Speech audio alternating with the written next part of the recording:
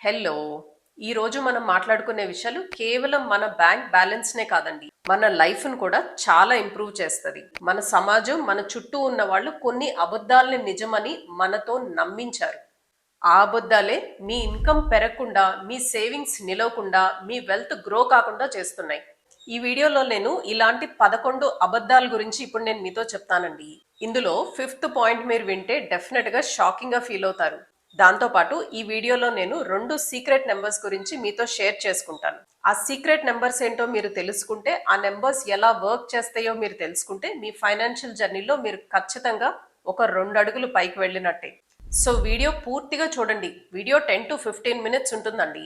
ఇది మీ ఫైనాన్షియల్ లైఫ్కి turning point కావచ్చు. అలానే ఈ వీడియోలో డిస్కస్ చేసుకున్న ఏ పాయింట్ అన్నా మీకు నచ్చితే నా కోసం ఒక లైక్ చేయండి, ఒక కామెంట్ చేయండి. That gives me lot of happiness. Myth 1.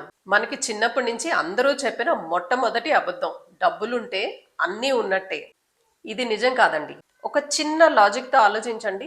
మీకు 25,000 రూపీస్ శాలరీ ఉన్న రోజున మీరు బైక్లో ఆఫీస్కి వెళ్తా ఉన్నారు. ఆ టైంలో మీకు బేసిక్ స్ట్రెస్ అనేది ఉంది. ఇప్పుడు మీరు 1,50,000 జీతం వస్తుంది అని ఇప్పుడు మీరు కార్లో ఆఫీస్కి వెళ్తున్నారు. మీ స్ట్రెస్ లెవెల్స్ ఏమన్నా తగ్గనయ్యా?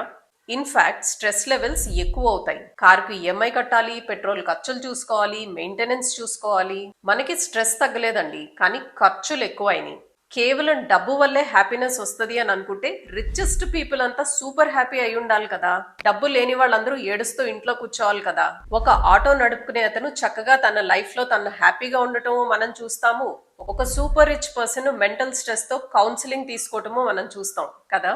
ఇన్కమ్ పెరిగితే మన ఖర్చులు కూడా పెరుగుతున్నాయి. దాన్నే మనం లైఫ్ స్టైల్ ఇన్ఫ్లేషన్ అంటాం. డబ్బు అనేది కేవలం ఒక టూల్ మాత్రమేనండి. మనకున్న చాలా ప్రాబ్లమ్స్ కి డబ్బు సొల్యూషన్ తీసుకుని వస్తుంది.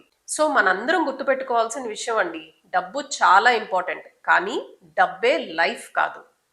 మిత్ 2. ఎక్కువ సంపాదిస్తే అప్పుడు సేవ్ చేస్తాను. చాలా మంది అంటారండి, మేడం ఇప్పుడు నా శాలరీ చాలా తక్కువ, నాకు ఇల్లు గడవటమే కష్టంగా ఉంది, రేపు జీతం పెరిగిన తర్వాత నేను ఖచ్చితంగా సేవింగ్స్ స్టార్ట్ చేస్తాను అని. ఇది ఒక పెద్ద ట్రాప్ అండి. సేవింగ్స్ అనేది మీరు ఎంత సంపాదిస్తున్నారు అనే దాని మీద ఆధారపడి ఉండదు. అది మీ ఆలోచన మీద, మీ అలవాట్ల మీద ఆధారపడి ఉంటుంది. చిన్న ఎగ్జాంపుల్ చెప్తాను చూడండి. ఒక అథ్లీట్ ఉన్నాడు. అతను ఒక 100 kg బరువు లిఫ్ట్ చేయాలి. ఫస్ట్ డేనే వెళ్ళి నేరుగా 100 kg లిఫ్ట్ చేయగలుగుతారా? లేదు కదా. ఫస్ట్ 5 kgs తో స్టార్ట్ చేసి స్ట్రెంగ్త్ పెంచుకొని నెమ్మదిగా 10 kgs, 20, 50 అట్లా స్టెప్ బై స్టెప్ వెళ్తారు కదా. సో ఆ అథ్లీట్ చేస్తున్న పనేంటి? ముందు 5 kgలతో ప్రాక్టీస్ చేస్తున్నాడు. ఇక్కడ స్ట్రెంగ్త్ వస్తేనే కదా నెక్స్ట్ లెవెల్కి వెళ్ళగలిగింది. మన సేవింగ్స్ కూడా అంతేనండి. మీరు 10,000 రూపాయలు సంపాదిస్తున్నప్పుడు అందులో నుంచి మీరు ఒక 500 రూపాయలు మీరు సేవ్ చేయలేకపోతే, రేపొద్దున మీరు 10 లక్షలు సంపాదించినప్పుడు ఒక్క పైసా కూడా మీరు సేవ్ చేయలేరు. ఎందుకంటే మీ మైండ్ ఖర్చులు పెట్టడానికే ట్రైన్ అయి ఉంది, సేవ్ చేయడానికి కాదు. సో సొల్యూషన్ ఏంటి? చిన్న అమౌంట్ అయినా సరే మీరు ఇప్పుడే సేవ్ చేయటం, ఇప్పటి నుంచే ఇన్వెస్ట్మెంట్స్ చేయటం మీ మైండ్కి మీరు అలవాటు చేయండి. అదే రేపొద్దున మీరు మంచి వెల్త్ క్రియేట్ చేసుకోవటానికి ఇది ఫస్ట్ స్టెప్ అవుతుంది. మిత్ 3. ఇన్వెస్ట్మెంట్ చేయడానికి నా దగ్గర ఇంకా చాలా టైం ఉంది. ఇక్కడ నేను మీకు ఒక చిన్న క్యాలిక్యులేషన్ చెప్తాను. వీలైతే క్యాలిక్యులేటర్, పేపరు, పెన్ను తీసుకుని ఒకసారి క్యాలిక్యులేట్ చేయండి. ఈ అబద్ధం మీ దగ్గర నుంచి కోట్ల రూపాయలు దోచుకుంటుంది అన్న విషయం మీరు గమనిస్తున్నారా? దీన్నే కాస్ట్ ఆఫ్ డిలే అంటారు. అంటే మనం లేట్గా ఇన్వెస్ట్మెంట్ స్టార్ట్ చేయటం వల్ల మనం పే చేస్తున్న మూల్యం, మనం పే చేస్తున్న ఫీ. మీరు ఒక పేపర్, పెన్ తీసుకొని లేదా క్యాలిక్యులేటర్లో ఇప్పుడు నేను చెప్పిన క్యాలిక్యులేషన్ చేసి చూడండి. నేనేం మాట్లాడుతున్నానో మీకు క్లియర్గా అర్థమవుతుంది. సే ఇద్దరు ఫ్రెండ్స్ ఉన్నారు, రమేష్, సురేష్. మన రమేష్ గారు తనకి 25 years ఉన్నప్పటి నుంచి ఒక 5,000 రూపీస్ ఇన్వెస్ట్మెంట్ చేసుకుంటున్నారు అని అనుకుందాం. ఒక మంచి ఫండ్లో 12 to 15% రిటర్న్ వచ్చే ప్లేస్లో అని అనుకుందాం. ఎస్ఐపి క్యాలిక్యులేటర్ ఓపెన్ చేసి 55-60 years వచ్చినప్పటికీ రమేష్ గారి దగ్గర ఎంత కార్పస్ ఉంటుందో ఒకసారి క్యాలిక్యులేట్ చేయండి. అలానే సురేష్, ఆయన ఫ్రెండ్, 35-40 years వచ్చే వరకు ఆయన ఇన్వెస్ట్మెంట్ స్టార్ట్ చేయలేదు. 35-40 ఏళ్ళు వచ్చిన తర్వాత నెలకి 10,000 చొప్పున అదే ఫండ్లో ఇన్వెస్ట్ చేశారు అనుకుందాం. ఈయన దగ్గర 55-60 years వచ్చినప్పటికి ఎంత అమౌంట్ ఉంటుంది? మీరు క్యాలిక్యులేట్ చేశారా? నేను చెప్తాను చూడండి. 5,000 ఇన్వెస్ట్ చేశారు కాబట్టి రమేష్ గారి దగ్గర ఎక్కువ కార్పస్ ఉంటుందా? లేకపోతే 10,000 ఇన్వెస్ట్ చేశారు కాబట్టి సురేష్ గారి దగ్గర ఎక్కువ కార్పస్ ఉంటుందా? ఫ్యాక్ట్ ఏంటంటే 5,000 పర్ మంత్ సేవ్ చేసిన రమేష్ గారి దగ్గర అప్రాక్సిమేట్గా 3 కోట్ల కార్పస్ ఉంటుంది. కానీ 10,000 ఇన్వెస్ట్ చేసిన సురేష్ గారి దగ్గర కేవలం 1.5 crore మాత్రమే ఉంటుంది. సో రమేష్ గారితో పోల్చుకుంటే డబల్ అమౌంట్ ఇన్వెస్ట్ చేసినా కూడా సురేష్ గారి దగ్గర సగం అమౌంటే ఉంది. నా వీడియోస్ రెగ్యులర్గా చూసిన మీలో చాలా మందికి ఆన్సర్ తెలిసే ఉంటుంది. పవర్ ఆఫ్ కాంపౌండింగ్ అండి. ఇదే కాంపౌండింగ్ మ్యాజిక్. టైం అంత వాల్యుబుల్. టైంని మనం ఎప్పుడూ తక్కువ అంచనా వేయకూడదు. ఫైనాన్స్లో time is not just important అండి, ఇట్ ఈస్ ఎవ్రీథింగ్. అందుకే పర్ఫెక్ట్ టైం కోసం వెయిట్ చేయకండి. చిన్న అమౌంట్స్తో అయినా సేవింగ్స్ అండ్ ఇన్వెస్ట్మెంట్ స్టార్ట్ చేయండి. మీకు 2 సీక్రెట్ నెంబర్స్ గురించి చెప్తానని చెప్పాను కదా, ఇప్పుడు ఒకటి చెప్తాను చూడండి. The 1% gap secret.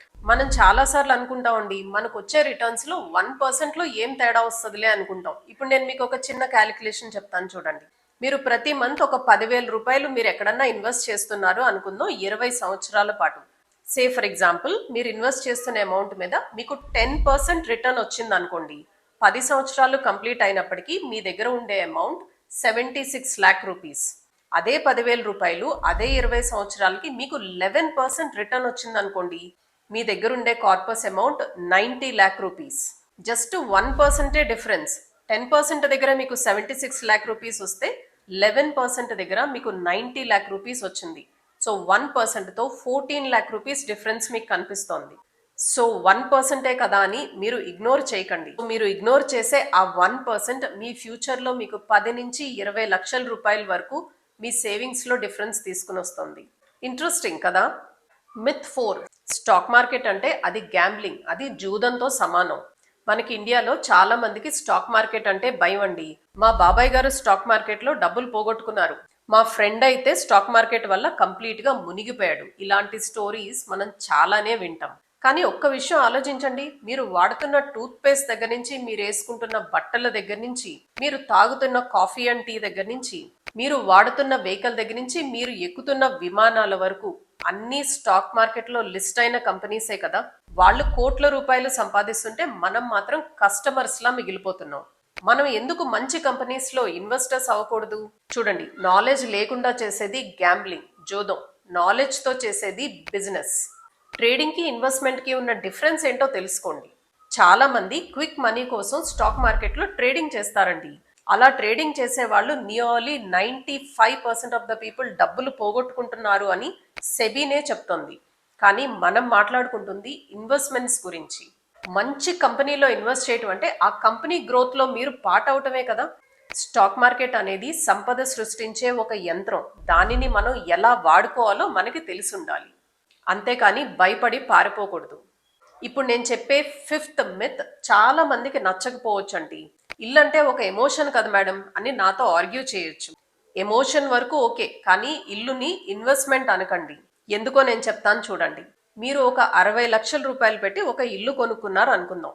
అందులో ఒక 10 lakhs డౌన్ పేమెంట్ చేసి ఒక 50 lakhs మీరు లోన్ తీసుకున్నారని అనుకుందాం. సో 20 years పాటు మీరు ఈఎంఐ పే చేయడంతో పాటు ఆ 50 lakhs లోన్ మీద మీరు మరొక 50 lakhs ఇంట్రెస్ట్ పే చేస్తున్నారు. అంటే అప్రాక్సిమేట్ గా మీకు లోన్ క్లియర్ అయ్యే టైంకి మీరు 1,20,00,000 రూపాయలు బ్యాంకు కడుతున్నారు. అసలు కంటే వడ్డీనే ఎక్కువ కట్టాలి కదా. పైగా మెయింటెనెన్స్ అని, ట్యాక్సెస్ అని మీ పాకెట్లో నుంచి ఎక్స్ట్రా అమౌంట్ వెళ్తా ఉంటుంది. నిజమైన ఇన్వెస్ట్మెంట్ అంటే మీ జేబులోకి డబ్బులు తీసుకుని రావాలి, మీ జేబులో ఉన్న డబ్బుల్ని తీసుకువెళ్ళకూడదు. సొంత ఇల్లు అనేది చాలా మంది కలండి, నేను కాదనట్లేదు. బట్ అది కేవలం మన ఎమోషన్, ఇన్వెస్ట్మెంట్ మాత్రం కాదు. Most of the rich people చేసే పని ఏంటంటే ఫస్ట్ వాళ్ళ అమౌంట్ని ఇన్వెస్ట్మెంట్స్ చేసుకుంటారు. ఆ ఇన్వెస్ట్మెంట్స్లో నుంచి వచ్చిన ఆదాయంతో ఇల్లు కొనుక్కుంటారు. కానీ మనలో చాలా మంది చేసే మిస్టేక్ ఏంటి, ఫస్ట్ ఇల్లు కొనేసుకుని దానికి లైఫ్ లాంగ్ మనం ఈఎంఐస్ కడుతూ కూర్చుంటాం. ఒకసారి ఆలోచించండి. అప్పులు ఎప్పుడూ ప్రమాదమే. ఇది నిజం కాదండి, ఇది అబద్ధం. అప్పు అంటే అంత భయపడవలసిన అవసరం లేదు. కానీ మనం అప్పు దేనికి తీసుకుంటున్నాం అనేది చాలా ఇంపార్టెంట్. చూడండి, మన చుట్టుపక్కల మనం చాలా మందిని చూస్తూ ఉంటాం. అప్పు తీసుకుని బిజినెస్ స్టార్ట్ చేసుకుంటారు, అప్పు తీసుకుని వాళ్ళ గ్రోత్ కోసం ఉపయోగించుకుంటారు. అది ప్రమాదకరమైన అప్పు కాదు. అప్పు ఎప్పుడు ప్రమాదం అవుతుంది, మన లగ్జరీస్ కోసం మనం అప్పు తీసుకుంటే అది ప్రమాదం. మన ఇండియాలో ముఖ్యంగా మన తెలుగు స్టేట్స్ లో చాలా మంది బ్యాడ్ లోన్స్ ఎప్పుడు తీసుకుంటారో చెప్పనా? పెళ్లిళ్ళ కోసం అండి. పెళ్లి హడావుడిగా చేయాలి అని పెద్ద పెద్ద అప్పులు తీసుకుంటారు. డెస్టినేషన్ వెడ్డింగ్స్ అంటారు, ప్రీ వెడ్డింగ్ షూట్స్ అంటారు, క్యాండిడ్ ఫొటోస్ అంటారు. క్యాండిడ్ ఫొటోస్ కి nearly 5 to 10 lakh rupees charge చేస్తున్నారండి. జస్ట్ ఫొటోస్ కి 10 లక్షల రూపాయలు మనం స్పెండ్ చేస్తున్నాం. ఇది ఎంత అనవసరమైన ఖర్చు. వీటి వల్ల మనకు ఆస్తులు పెరగవు, అప్పులు పెరుగుతాయి. గుడ్ డెట్స్, మీరు మంచి అప్పులు తీసుకుంటే, మీ గ్రోత్ కోసం మీరు అప్పులు తీసుకుంటే అది మీకు ఆదాయాన్ని తెచ్చిపెడుతుంది కదా. సో మీరు తీసుకునే అప్పు మీరు ఆస్తుల్ని సృష్టించుకోవడానికి తీసుకుంటున్నారా లేదా మీరు ఆడంబరాల కోసం తీసుకుంటున్నారా అన్నది గమనించుకోండి. నేను మీకు ప్రామిస్ చేసిన సెకండ్ సీక్రెట్ నెంబర్ 72. ఈ 72 మీ డబ్బులు ఎన్ని సంవత్సరాల్లో డబుల్ అవుతుంది అనేది మీకు చెప్తుంది. ఎగ్జాంపుల్ చెప్తాను చూడండి. మీరు చేసిన ఏదైనా ఇన్వెస్ట్మెంట్ మీద మీకు ఫర్ ఎగ్జాంపుల్ 12% రిటర్న్ వస్తుంది అనుకోండి. 72 డివైడెడ్ బై 12 అంటే 6 years. సో మీరు 12% రిటర్న్ వచ్చే ప్లేస్లో మీరు ఇన్వెస్ట్మెంట్ చేసుకుంటే 6 సంవత్సరాల్లో మీ డబ్బులు డబల్ అవుతుంది అని అర్థం. అంటే మీరు 10 లక్షలు పెడితే అది 20 లక్షలు అవుతుంది అనమాట. అదే మీరు 6% రిటర్న్ వచ్చే ప్లేస్లో మీరు ఇన్వెస్ట్ చేశారనుకోండి, 72 డివైడెడ్ బై 6 అంటే 12 years. సో మీ అమౌంట్ డబుల్ అవడానికి 12 years పడుతుంది. అంటే మన ఎగ్జాంపుల్లో మీరు 10 లక్షల రూపాయలు ఇన్వెస్ట్ చేస్తుంటే 6% మీకు రిటర్న్ వస్తుంటే అది 20 లక్షలు అవడానికి మీకు 12 ఏళ్ళు పడుతుంది. సో మీరు చేస్తున్న ఇన్వెస్ట్మెంట్స్ మీకు ఎంత కాలంలో డబుల్ అవుతాయి అని తెలుసుకోవడం కోసం ఈ 72 ఫార్ములాని యూజ్ చేసుకోండి. నెక్స్ట్ మిత్, బంగారం అంటే కేవలం నగలే. మన కంట్రీలో గోల్డ్కున్న క్రేజ్ అంతా ఇంత కాదండి. ఏ చిన్న ఒకేషన్ వచ్చినా, ఏ ఫెస్టివల్ వచ్చినా మనం గోల్డ్ కొనడానికి ఇష్టపడతాం. ఇంకా ఈ అక్షయ తృతీయ లాంటి ఫెస్టివల్స్ వచ్చినాయంటే గోల్డ్ షాప్స్ ముందు క్యూలు కనిపిస్తాయి. కానీ మీరు ఇన్వెస్ట్మెంట్స్ చేయదలుచుకుంటే, ఇన్వెస్ట్మెంట్ పాయింట్ ఆఫ్ వ్యూలో మీరు గోల్డ్ కొంటుంటే మీరు గుర్తుపెట్టుకోవాల్సిన విషయం, హిస్టారికల్ గా గోల్డ్ కూడా మనకి 10 to 12% రిటర్న్ ఇచ్చింది కరెక్టే. కానీ మీరు జ్యువెలరీ ఫామ్ లో గోల్డ్ కొంటుంటే మేకింగ్ ఛార్జెస్ అని, వేస్టేజ్ అని, మనం ఆర్నమెంటల్ గోల్డ్ తీసుకున్నప్పుడు మనం నియర్లీ 15 to 20% ఎక్స్ట్రా పే చేస్తున్నాం కదా. అంటే మీరు బంగారం కొన్న ఫస్ట్ డేనే మీరు 20% హయ్యర్ ప్రైస్ పే చేసి కొంటున్నారు. సో గోల్డ్ ప్రైస్ ఒక 20% పెరిగే వరకు మీకు కనీసం బ్రేక్ ఈవెన్ అమౌంట్ కూడా కాదు, మీరు యాక్చువల్గా లాస్లో ఉన్నట్టే. సో మీరు గోల్డ్లో ఇన్వెస్ట్మెంట్ చేయదలుచుకుంటే ఆర్నమెంటల్ గోల్డ్ కొనుక్కోవడం కన్నా గోల్డ్ ఈటీఎఫ్స్ తీసుకోండి. గోల్డ్ ఈటీఎఫ్స్ లో మీకు మేకింగ్ ఛార్జెస్ అని, వేస్టేజ్ అని ఉండదు కదా. జ్యువెలరీ మీరు పెట్టుకోవడానికి కొనుక్కోవచ్చు, కానీ మీరు గోల్డ్లో ఇన్వెస్ట్మెంట్ చేయదలుచుకుంటే స్మార్ట్ ఇన్వెస్ట్మెంట్ చేయండి. ఇప్పటి వరకు డిస్కస్ చేసుకున్న పాయింట్స్ మీకు ఇంట్రెస్టింగ్గా అనిపిస్తే ఒక లైక్ చేయండి, ఒక కామెంట్ చేయండి. మనం నమ్మే మిగిలిన 4 అబద్ధాల్ని మనం కొంచెం ఫాస్ట్ పేస్లో చూద్దామండి.